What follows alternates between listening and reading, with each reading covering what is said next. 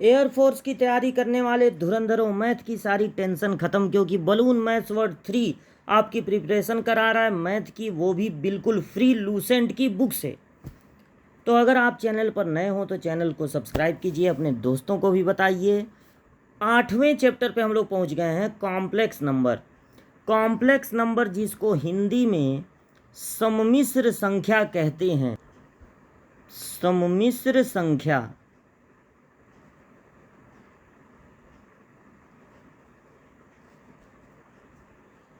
आप जानेंगे इस चैप्टर में कि सम्मिश्र संख्या क्या होती है, लेकिन सम्मिश्र संख्या जानने से पहले आपको एक कॉन्सेप्ट जानना है आयोटा का। क्या होता है आयोटा?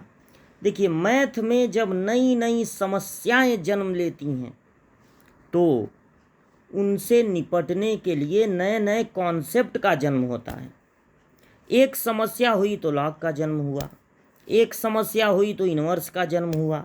ये चैप्टर आप पढ़ चुके हैं। अब एक नई समस्या मैथ के सामने आके खड़ी हो गई। जो निगेटिव नंबर है, जैसे कि -16, कोई भी निगेटिव नंबर, उसका स्क्वायर रूट ही नहीं निकल रहा था। क्योंकि स्क्वायर रूट का मतलब होता है ऐसा नंबर बताइए जिसका 2 बार मल्टीप्लाई करने पर दिया हुआ नंबर मिल जाए। अब ऐसा कौन सा नंबर है जिसका 2 बार मल्टीप्लाई करने पे -16 मिले? अगर हम 4 का 2 बार मल्टीप्लाई करते हैं तो हमें -16 नहीं मिलेगा, और अगर हम -4 का 2 बार मल्टीप्लाई करते हैं तब भी हमको -16 नहीं मिलेगा। तो कोई ऐसा नंबर है ही नहीं, ना पॉजिटिव ना निगेटिव, जिसका 2 बार मल्टीप्लाई करने पर -16 मिले। इसका मतलब है कि रूट में -16, -16 का वर्गमूल एक काल्पनिक चीज है। ये वास्तविक नहीं है, बल्कि ये काल्पनिक है, इमेजिनरी है।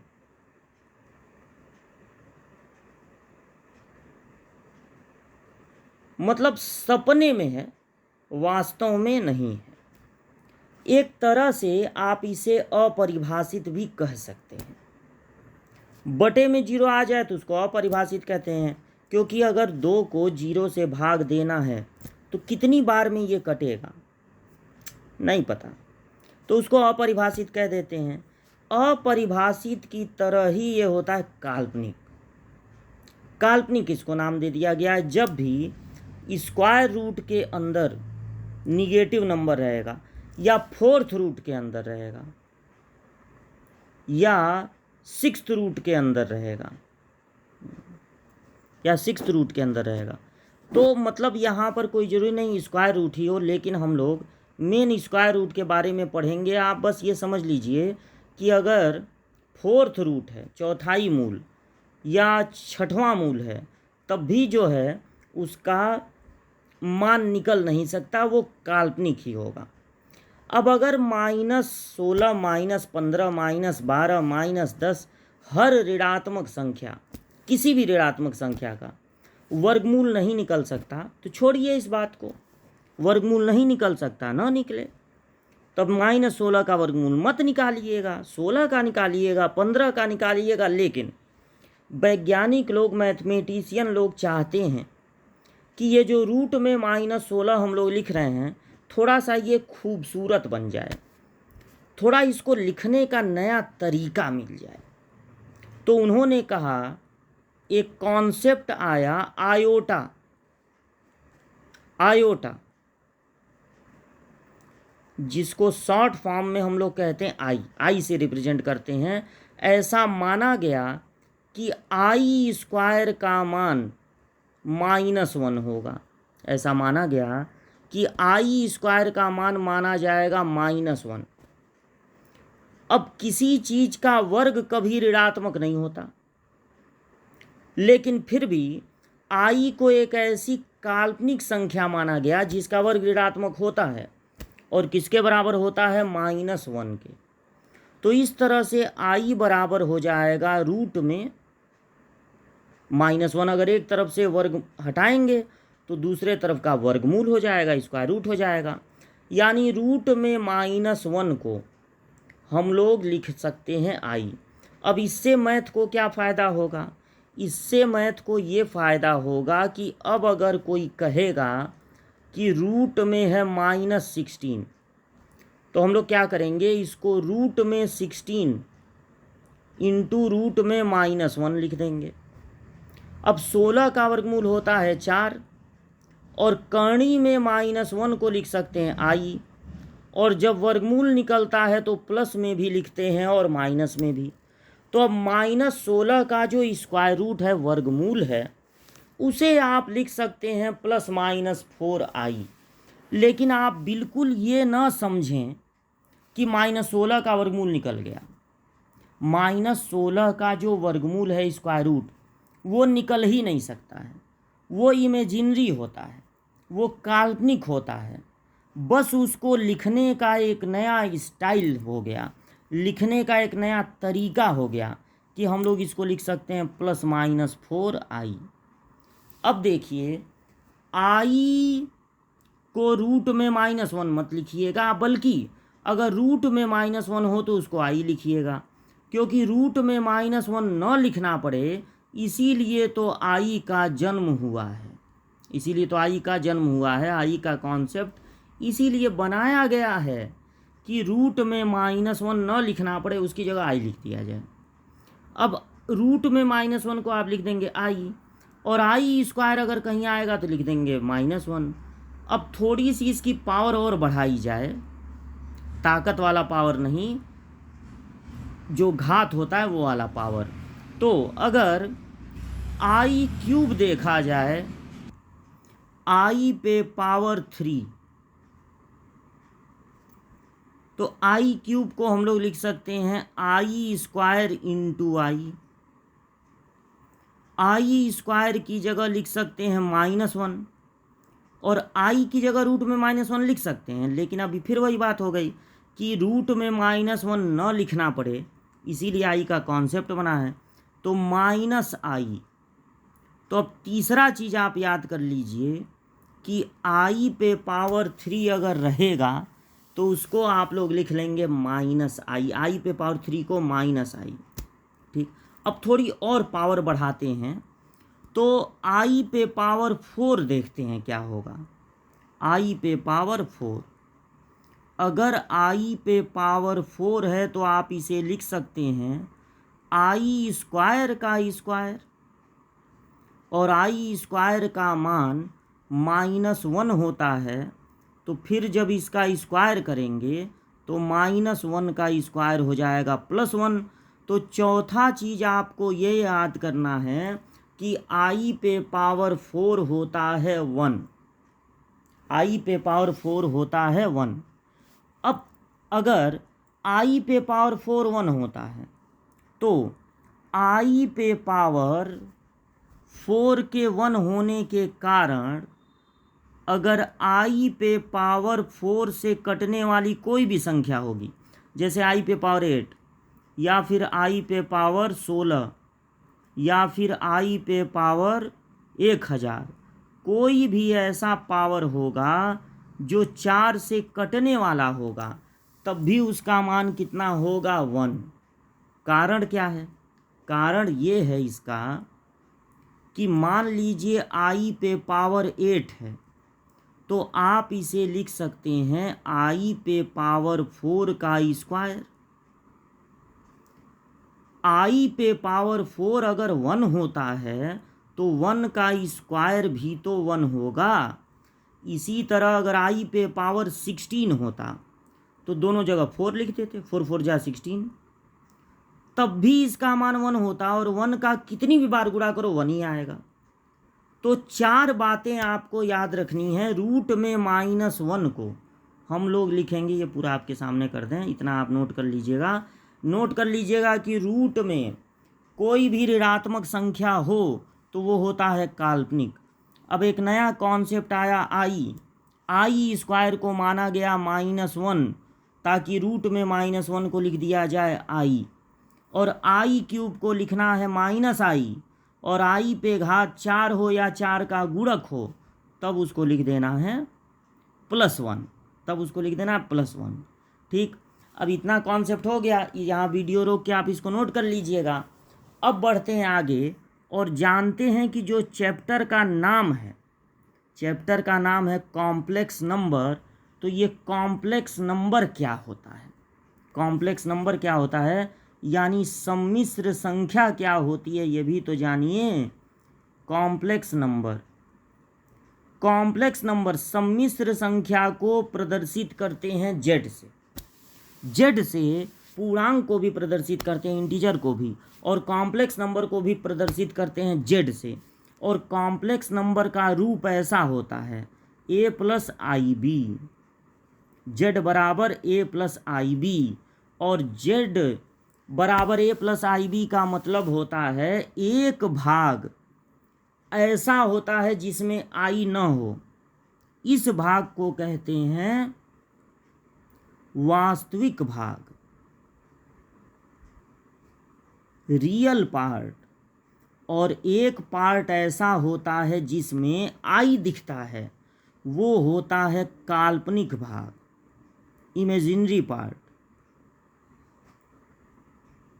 तो सम्मिश्र संख्या एक वास्तविक भाग और एक काल्पनिक भाग का कॉम्बिनेशन होता है। अगर कोई ऐसी संख्या है जिसमें एक भाग वास्तविक है और एक भाग काल्पनिक है, तो इसे हम कहते हैं कॉम्प्लेक्स नंबर, सम्मिश्र संख्या। लेकिन हो सकता है कि सिर्फ वास्तविक भाग हो, काल्पनिक न हो, या सिर्फ काल्पनिक भाग हो, वास्तविक न हो। तो एक हो गया पूर्ण वास्तविक,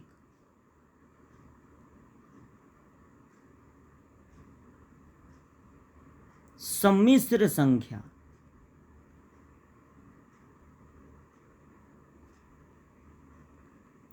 यानी purely real complex number, purely real, पहले लिख। तो अब देखिए, प्योरली रियल कॉम्प्लेक्स नंबर का मतलब है कि केवल उसमें, प्योरली रियल का मतलब है केवल वास्तविक भाग हो, यानी b का मान क्या हो जाए, 0।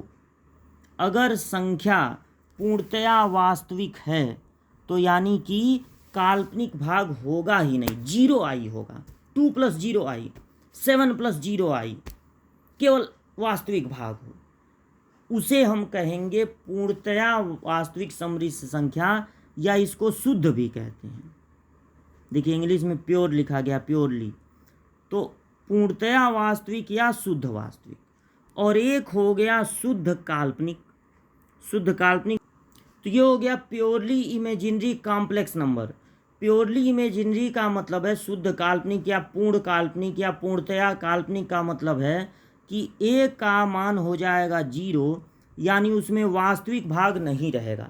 जैसे आप कहें 2i, ये ना कहें 7 + 2i, 7 + 2i अगर है तो 7 वास्तविक भी है और 2i का मतलब काल्पनिक भी है।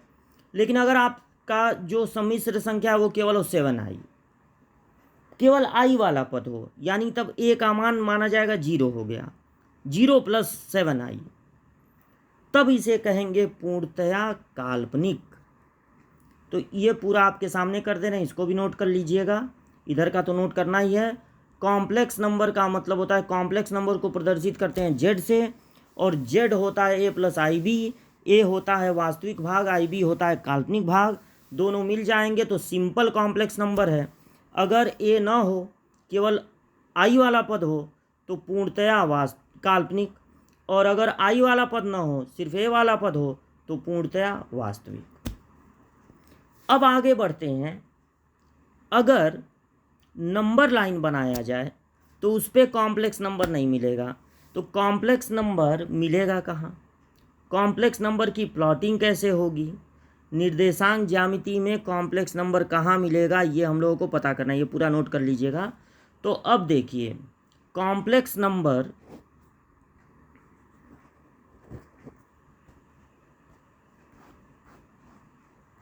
की प्लॉटिंग कैसे होगी। सम्मिश्र संख्या की प्लॉटिंग होगी चतुर्थांश में,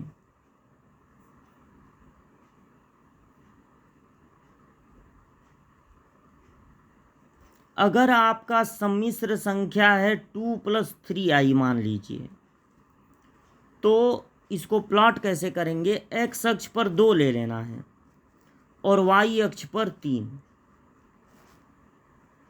3 मान लीजिए यहाँ पे है, तो 2 के सामने और 3 के आगे यहीं पर z मिलेगा, यहीं पर z मिलेगा। मतलब जिसको आप निर्देशांक ज्यामिति में जिस बिंदु को कहते थे 2, 3, वही 2 + 3i को प्रदर्शित करेगा। यानी सम्मिश्र संख्या को प्रदर्शित किया जाता है चतुर्थांश में, वास्तविक भाग लिया जाता है x अक्ष पर और काल्पनिक भाग लिया जाता है y अक्ष पर। तो इसका मतलब ये है कि अगर हम लोगों का कॉम्प्लेक्स नंबर है a + ib, तो a ले लेना है x अक्ष पे, मान लीजिए यहाँ तक है, और b ले लेना है y अक्ष पे, मान लीजिए यहाँ तक है। तो a के सामने मतलब a के ऊपर और b के सामने यहाँ पर होगा z, यही z है, a + ib है तो यही z है। अब जब हम z को प्लॉट करेंगे चतुर्थांश में, तो 2 नए कॉन्सेप्ट का जन्म होगा। जब चतुर्थांश में पहुंच गया तो कॉन्सेप्ट बढ़ जाता है, तो नए कॉन्सेप्ट का जन्म होगा। अब ये नया कॉन्सेप्ट क्या है? जब आप मूल बिंदु से उस बिंदु को मिला देंगे जो इस कॉम्प्लेक्स नंबर को प्रदर्शित कर रहा है, जब आप उस बिंदु को जो दिए गए कॉम्प्लेक्स नंबर को प्रदर्शित कर रहा है मूल बिंदु से मिला देंगे, तो इसे हम कहेंगे मापांक, और इंग्लिश में इसको कहेंगे मॉड्यूलस।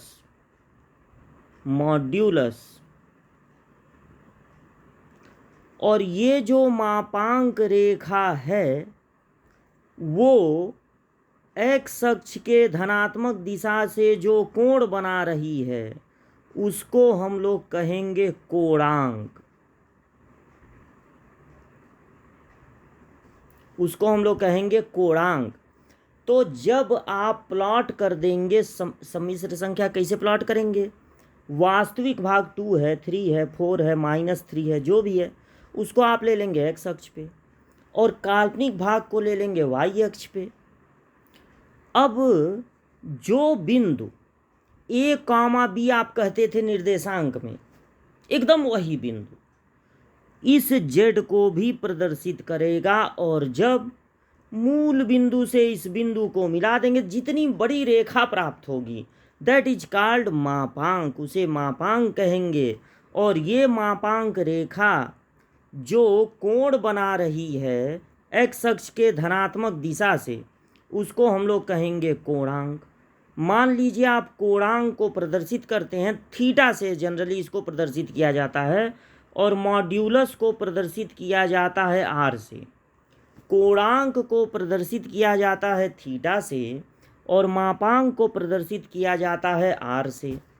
लेकिन मापांक को और एक तरह से प्रदर्शित कर सकते हैं, मापांक को प्रदर्शित कर सकते हैं इस तरह, मॉड में z, इस तरह भी मापांक को प्रदर्शित कर सकते हैं। अगर z पर ऐसे 2 लाइनें खींची गई हैं तो z अगर कोई पूर्णांक है, मान लीजिए 5 है तो 5 होगा, -5 है तब ये मॉड का काम करने लगेगा। लेकिन अगर सम्मिश्र संख्या पे लगा है तो ये किसका काम करेगा? मापांक का।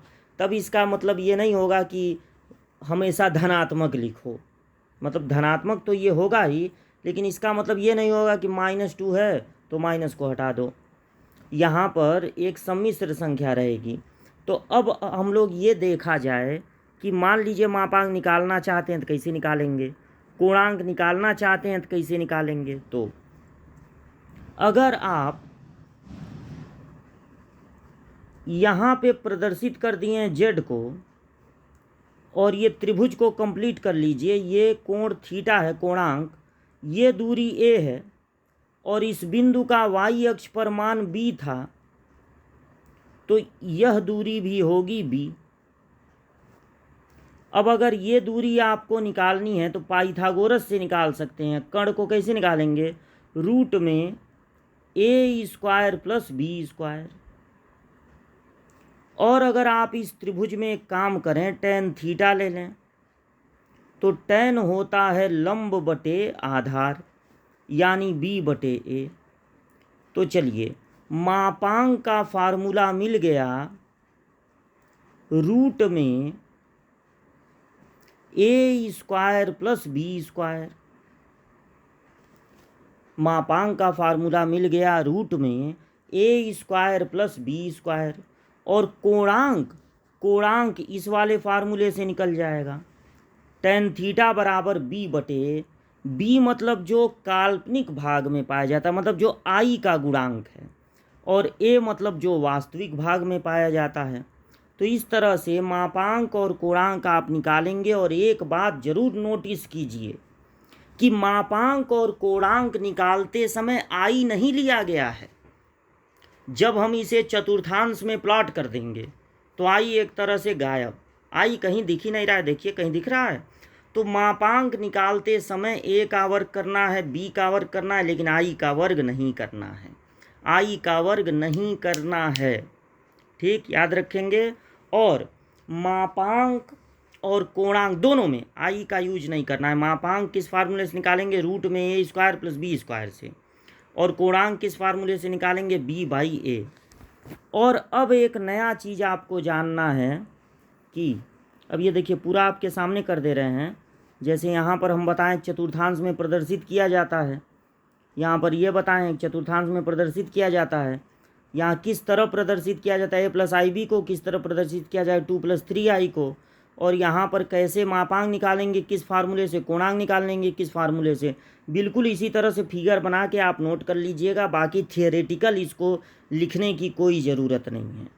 और अब एक नया बात सुनिए, क्या होता है ध्रुवीय रूप। अब हम लोगों को जानना है कि क्या होता है ध्रुवीय रूप, पोलर फॉर्म। तो पोलर फॉर्म को समझिए। पोलर फॉर्म, रुकिए, कलर इसका चेंज करना पड़ेगा, नहीं दिखेगा नहीं। पोलर फॉर्म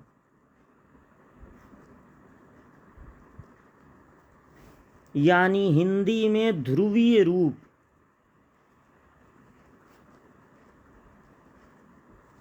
हमने आपको कॉम्प्लेक्स नंबर दिया a प्लस आई बी। अगर आप उसको लिख देते हैं इस तरह, r cos theta plus i sine theta, जहां पर r है मापांक और थीटा है कोणांक। अच्छा, एक बात आपको नहीं बताए, अब बता दे रहे हैं। ये जो कोणांक होता है, कोणांक, इसका मान हमेशा -180 से बड़ा बताना है और 180 या उससे छोटा बताना है। ये एक इम्पॉर्टेंट बात थी जो हम मिस कर रहे थे। अब आपको बता दे रहे हैं कि जो कोणांक होता है उसका मान निर्धारित किया गया, उसकी एक रेंज निर्धारित की गई है। -180 से बड़ा बताना है उसको और 180 के बराबर या छोटा। मतलब 225 कभी मत बोलिएगा क्योंकि वो 180 से बड़ा हो जाता है। -270 मत बोलिएगा क्योंकि वो -180 से छोटा हो जाता है। तो आपको -180 से बड़ा या 180 और उससे छोटा, इसी के बीच में कोणांक को बताना है, ठीक। अब देखिए, तो इसको जब अभी क्वेश्चन लगवाएंगे तब आपको समझाएंगे। अच्छा, आप किसी भी कॉम्प्लेक्स नंबर को, किसी भी सम्मिश्र संख्या को मापांक कोणांक के रूप में लिख सकते हैं। और जब मापांक कोणांक के रूप में लिख देंगे तब उसको कहेंगे ध्रुवीय रूप। एक एग्जाम्पल के थ्रू हम आपको समझाते हैं। मान लीजिए आपका सम्मिश्र संख्या है z बराबर √3 + i। तो जब आप इसकी तुलना करेंगे a प्लस आई बी से,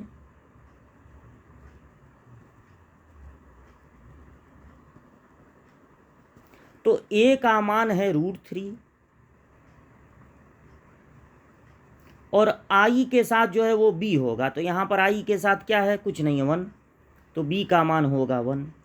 अब अगर आपसे कहा जाए कि चलो इसका मापांक निकालो,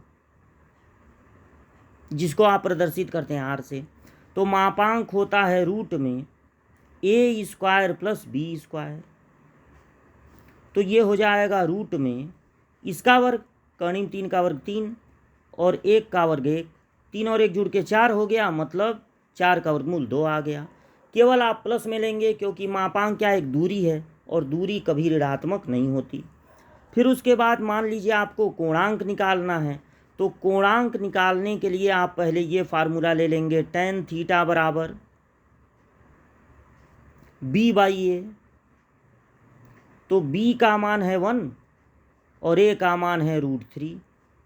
तो अब सोचेंगे tan कितने का मान √3 होता है, तो थीटा का मान आ जाएगा 30 अंश, क्योंकि tan 30 का मान होता है √3, 1/√3, तो थीटा का मान आ गया 30 अंश।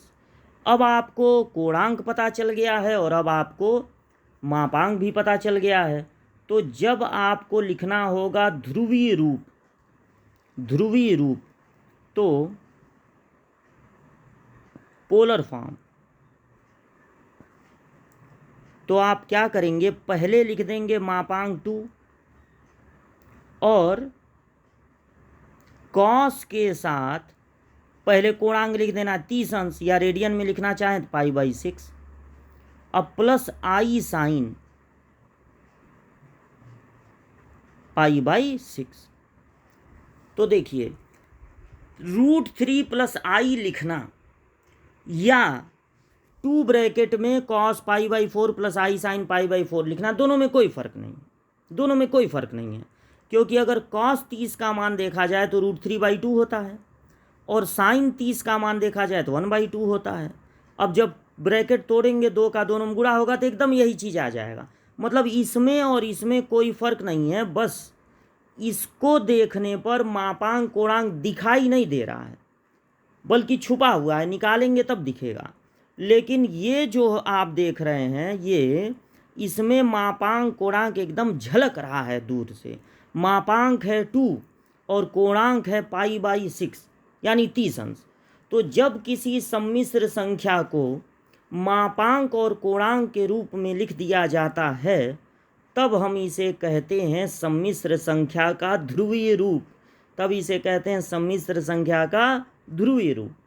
अभी कॉन्सेप्ट में 1-2 चीज़ें बची हुई हैं, वीडियो लंबा हो रहा है, छोटे छोटे वीडियो आज तक बनाए हैं हम, तो यहीं पर रोकते हैं वीडियो को। अगले वाले मतलब क्लास में हम लोगों को थोड़ा सा जानना है कि क्या होता है इसका कॉन्जुगेट, संयुग्मी, और फिर एडिटिव इन्वर्स और मल्टीप्लिकेटिव इन्वर्स। अभी 1-2 छोटी छोटी चीज़ें बची हुई हैं।